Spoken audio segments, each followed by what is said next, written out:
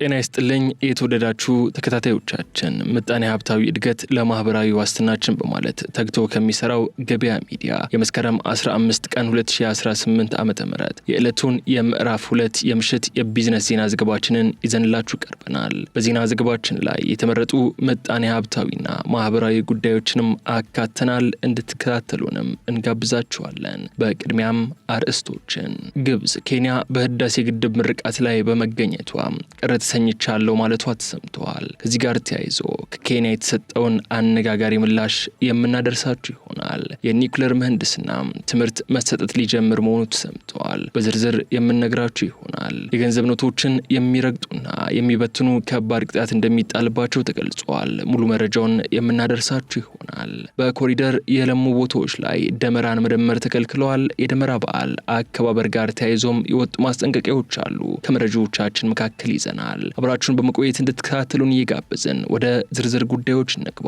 እንኳን ደስ ያላችሁ። በተመጣጣኝ ዋጋ ቤቶችን በማቅረብ ዘርፍ በኢትዮ ሪል ስቴት አዋርድ የተሸለመው ቴምር ፕሮፐርቲስ አሁን ደግሞ አዲስ ዓመትን በማስመልከት ፒያሳና አያት በሚገኙ ሳይቶቻችን ላይ እስከ 35 በመቶ የሚደርስ ታላቅ ቅናሽ ይዘን መጥተናል። ግንባታቸው እስከ 80 በመቶ በደረሱት ሳይቶቻችን 65 በመቶ ለሚከፍል 35 በመቶ ታላቅ ቅናሽ እንዲሁም 40 በመቶ ለሚከፍሉ ደንበኞች የ20 በመቶ ቅናሽና የ8 ወር ረጅም የክፍያ ፎይታ ጊዜን እንሰጣለን። ባለ 2 መኝታ ከ5.3 ሚሊዮን ብር ጀምሮ፣ ባለ 3 መኝታ ከ6.5 ሚሊዮን ብር ጀምሮ በዶላርም ሆነ በዋጋ ግሽበት ምንም አይነት የዋጋ ጭማሪ አናደርግም። ከኢትዮጵያ ውጪ ለምትኖሩ ወኪል ባይኖራችሁም በዲኤችኤል ያላችሁበት ድረስ ውልከን እናስፈርማለን። ይህ ቅናሽ ለ15 ቀናት ብቻ ስለሚቆይ ለበለጠ መረጃ በ0902 77 0077 ወይም 0981 57 5696 ይደውሉ።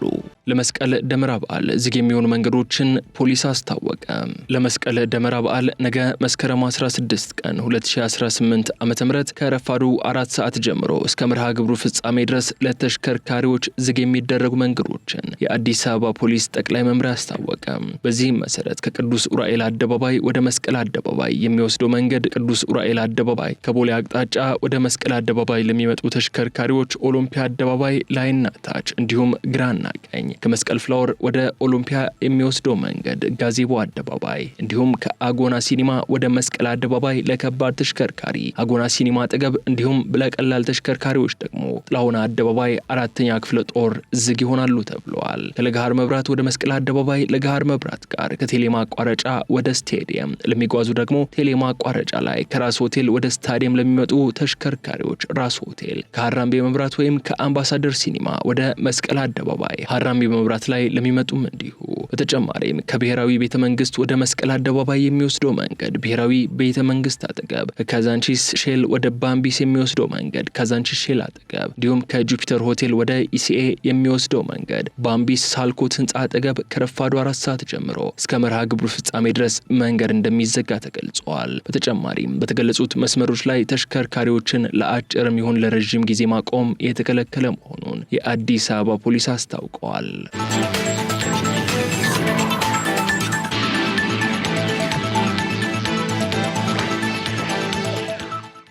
የእንስሳት መድህን ዋስትና ክፍያ ቢፈጸሙም ካሳ እንዳልተከፈላቸው የቦረና ነዋሪዎች ተናገሩ። የእንስሳት ጤና መድህን ዋስትና የገዙ የቦረና አርብቶ አደር ማህበረሰቦች በድርቅ ምክንያት ለሞቱባቸው እንስሳት ካሳ እንዳልተከፈላቸው ገለጹ።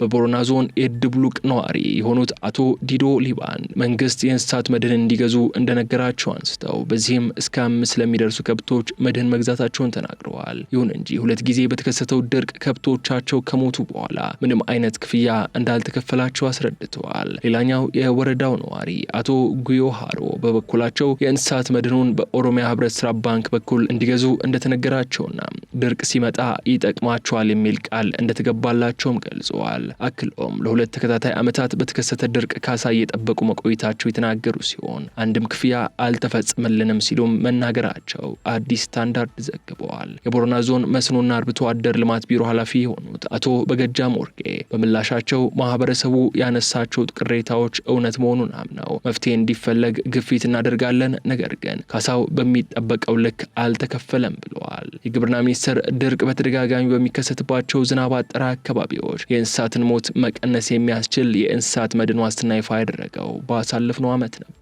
በዚህም የእንስሳት መድን አገልግሎት አርብቶ አደሩን በድርቅና በአደጋ ጊዜ ከሚደርስበት ጉዳት የሚታደግ ነው የተባለ ሲሆን አገልግሎቱ ተግባራዊ የሚደረገው የድርቅ ተጋላጭነታቸው ከፍተኛ በሆኑ ቆላማ አካባቢዎች ነው እንደተባለም ይታወሳል።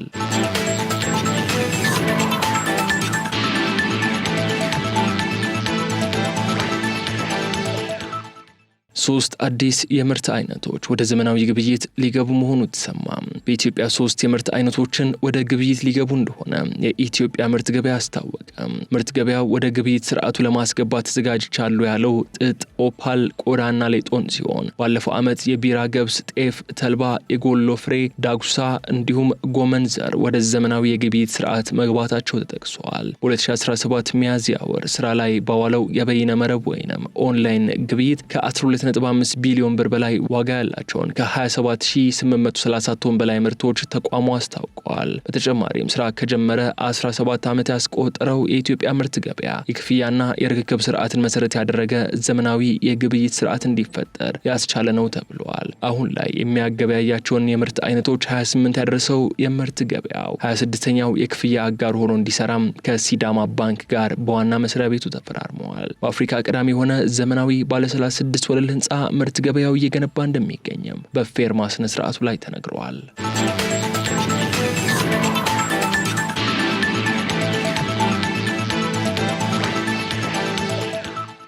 በኮሪደር የለሙ ቦታዎች ላይ ደመራን መደመር ተከለከለ።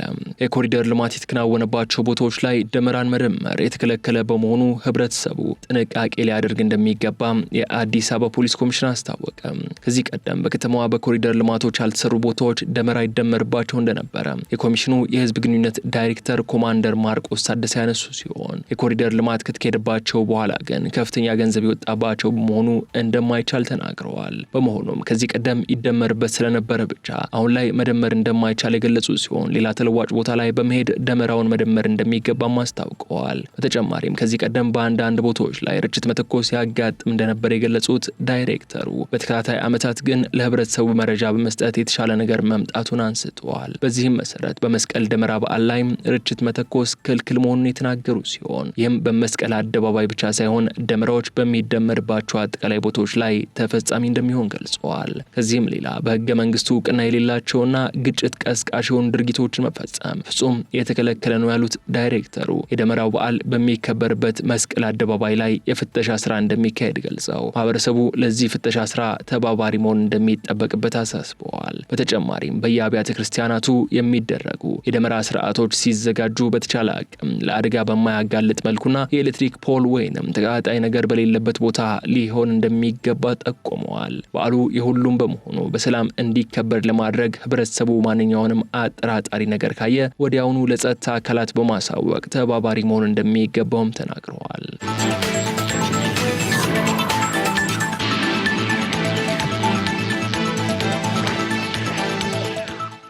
የኒውክሌር ምህንድስና ትምህርት መሰጠት ሊጀመር መሆኑ ተሰማ። በዘንድሮ የትምህርት ዘመን የኒውክሌር ምህንድስና ትምህርትን በሁለተኛ ዲግሪ መስጠት እንደሚጀምር ባህር ዳር ዩኒቨርሲቲ የቴክኖሎጂ ኢንስቲትዩት አስታወቀ። ባህር ዳር ዩኒቨርሲቲ ከኢኖቬሽንና ቴክኖሎጂ ሚኒስቴር ጋር በመተባበር በአዲሱ የትምህርት ዘመን የኒውክሌር ምህንድስና ትምህርት በሁለተኛ ዲግሪ ሊሰጥ መሆኑን የኢንስቲትዩቱ የድህረ ምረቃ መርሃ ግብር ዲን ዶክተር ዜና ማርቆስ ባንቴ ተናግረዋል። ፕሮግራሙን መስጠት ያስፈለገው በኢትዮጵያ የኒውክሌር ቴክኖሎጂን እንደ አንድ የኃይል ምንጭ አድርጎ የመጠቀም እቅድ በመኖሩ መሆኑን አስረድተዋል። ዩኒቨርሲቲው ትምህርቱን መከታተል የሚፈልጉ ተማሪዎችን እየመዘገበ ሲሆን ለዚህ ትምህርት ብቁ የሚሆኑትም ከዚህ ቀደም በኬሚካል ኢንጂነሪንግ፣ በሜካኒካል ኢንጂነሪንግ፣ በኬሚስትሪ፣ በፊዚክስና በተመሳሳይ የትምህርት ዘርፎች የመጀመሪያ ዲግሪ ያላቸው መሆናቸውም ተነግረዋል። ዩኒቨርሲቲው እንደ አውሮፓውያኑ አቆጣጠር በ2022 የኒውክሌር ምህንድስና ተማሪዎችን መቀበል መጀመሩንም አውስተው ተማሪዎቹም ከመንግስት መስሪያ ቤቶች የተውጣጡ ሲሆኑ የመመረቃ ጊዜያቸውም እየተቃረበ መሆኑን ተናግረዋል።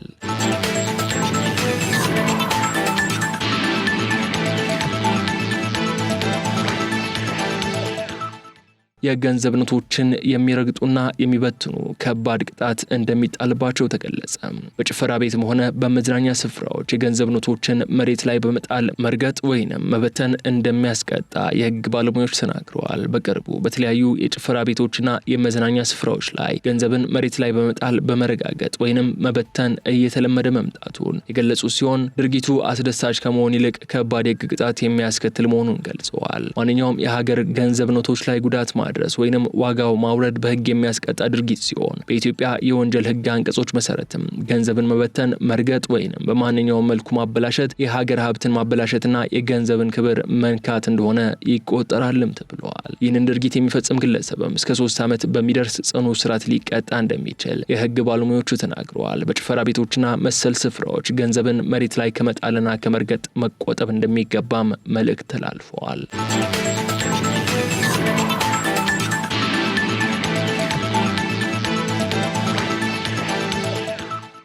ግብጽ ኬንያ በህዳሴ ግድብ ምርቃት ላይ በመገኘቷ ቅር ተሰኝቻለሁ አለች። ግብጽ የኬንያው ፕሬዝዳንት ዊሊያም ሩቶ በታላቁ የኢትዮጵያ ህዳሴ ግድብ ምርቃት ላይ በመገኘታቸው ቅር እንደተሰኘች በኬንያ የግብጽ አምባሳደር የሆኑት ሀተም ዩስሪ ሆስኒ ተናገሩ። ኬንያ በዝግጅቱ ላይ በመገኘቷ ተከፍተን ነበር፣ ከኬንያ ውጪ የተኛውም የተፋሰሱ ሀገር አልተገኘም ያሉም ሲሆን ጅቡቲና ሶማሊያ የናይል ተፋሰስ አካል አይደሉም በማለትም ቅሬታቸውን አቅርበዋል። የኬንያ ፓርላማ አፈ ጉባኤ ዋታንጉላና የግብጽ አምባሳደር ሆስኒ ረቡዕ መስከረም 14 ቀን 2018 ዓ.ም ተገናኝተው የተወያዩም ሲሆን በውይይቱ በዝርዝር ከተነሱ ጉዳዮችም አንዱ በካይሮና በአዲስ አበባ መካከል ያለመግባባት ምንጭ የሆነው የናይል ውሃ ጉዳይ መሆኑን የኬንያ መገናኛ ብዙሃን ዘግበዋል። በዚህም የግብፁ አምባሳደር ኢትዮጵያ ከ2 ሳምንት በፊት ባስመረቀችው ግዙፍ የህዳሴ ግድብ ላይ ያላትን ቅሬታ ገልጸው የህዳሴ ግድብ ግንባታ ከዓለም አቀፍ ህግ የተቃረነና የተቋሙ የህግ ማዕቀፎችን የማያከብር እንደሆነ ተናግረዋል። አምባሳደሩ አክለውም ሀገራቸው ያላትን መብት የሚያስጠብቅና የናይል ውሃን ፍትሃዊ ተጠቃሚነት የሚያረጋግጥ አሳሪ ስምምነት እንዲፈረም ከ10 ዓመት በላይ ለሚሆን ጊዜ ስትጥር እንደነበርም ገልጸዋል። የኬንያ አፈጉባኤም በምላሻቸው ግብጽ ከናይል ውሃ ጋር የተያያዘ ያላትን ማንኛውም ስጋት በተመለከተ ኢትዮጵያ ላይ ብቻ ከማተኮር ይልቅ ከሁሉም የተፋሰሱ ሀገራት ጋር እንድትመካከርም ጠይቀዋል።